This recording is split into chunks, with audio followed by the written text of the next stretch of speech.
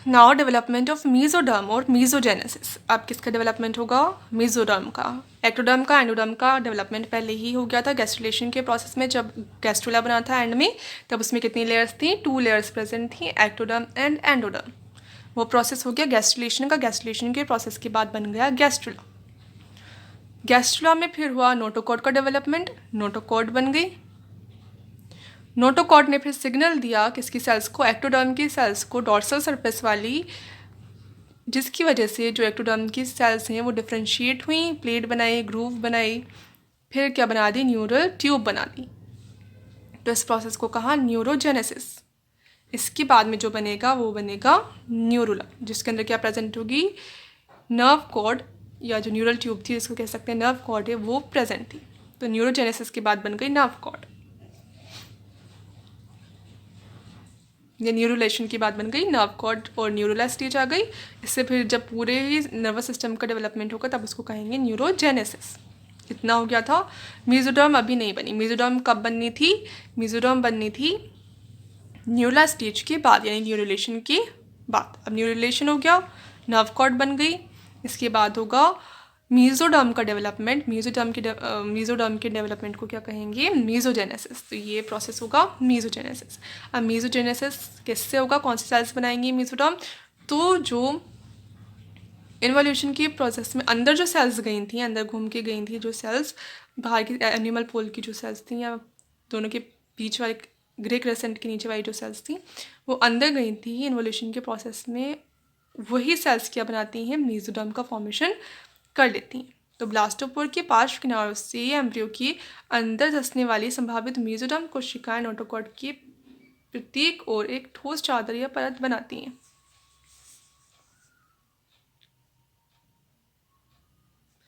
कैसे बनाएंगी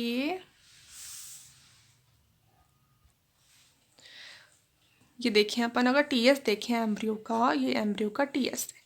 एम्ब्रियो के टीएस में ऊपर की तरफ डोर्सल सरफेस पे सबसे ऊपर की तरफ क्या होगा?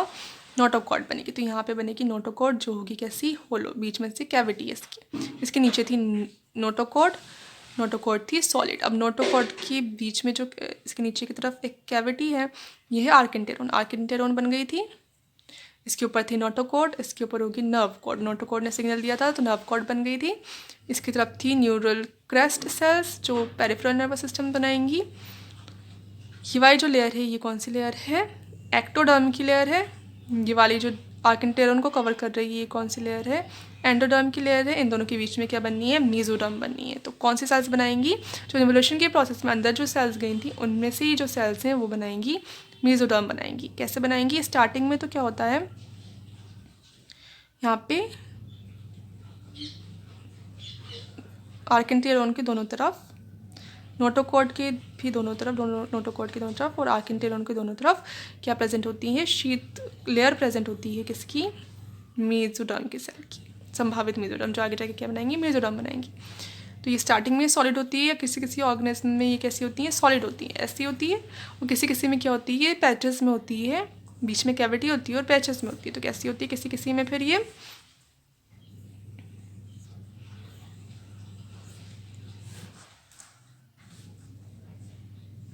नर्व कॉर्ड, नोटोकॉड,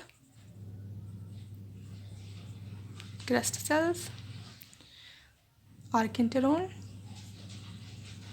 ये एक्टोडर्म, ये एंडोडर्म। इसके बीच में कैसे होगी? ये ऐसे पैचेस में होगी।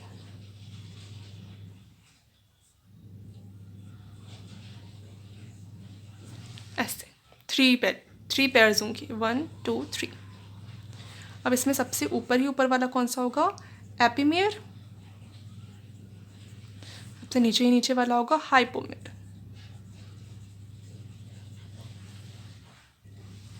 और बीच में होगा मेसोमेयर।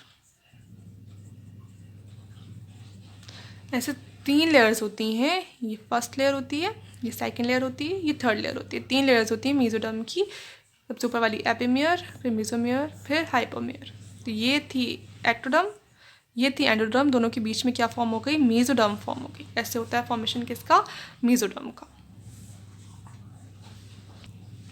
मेसोडर्म को और क्या क्या, जो मेसोडर्म है उसके 3 लेयर्स, एपिमेयर, मेसोमेयर, हाइपोमेयर। जो हाइपोमेयर है उसको और क्या कह सकते हैं अपन, लेटरल प्लीट मेसोडर्म भी कह सकते हैं।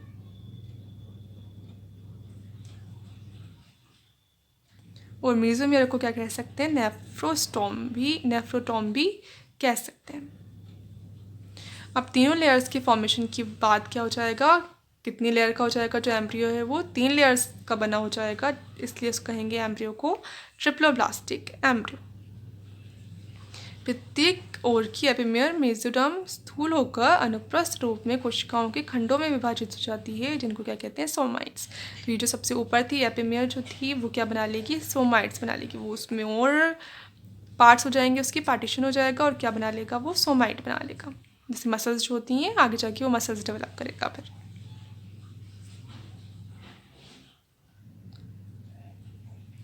और जो मेसोमियर है और हाइपोमियर है ये दोनों कैसी रहती हैं, अविभाजित रहती हैं, ये अभी विभाजित नहीं होंगी। अभी तो कौन हुई, बस एपिमेयर जो है वो और पार्ट्स में विभाजित हो गई और क्या बनाया, सोमाइट्स बना लिए जो आगे मसल्स बनाएंगे।